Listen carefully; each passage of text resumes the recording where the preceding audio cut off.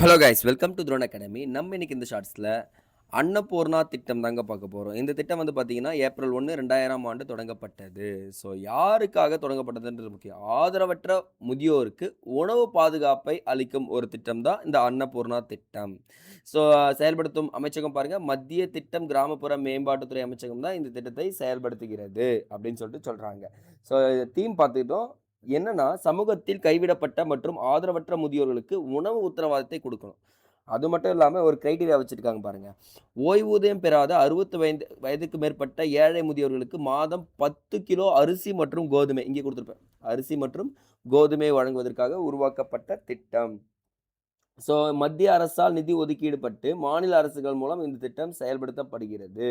சொல்லியிருக்காங்க. அப்ப பார்த்தீங்கன்னா, எக்ஸாம் பாயிண்ட் ஆஃப் வியூல ரொம்ப ரொம்ப முக்கியம். அன்னபூர்ணா திட்டம்ன்றது யாருக்காக? முதியோர்களுக்காக. எத்தன வயது? 65 வயது.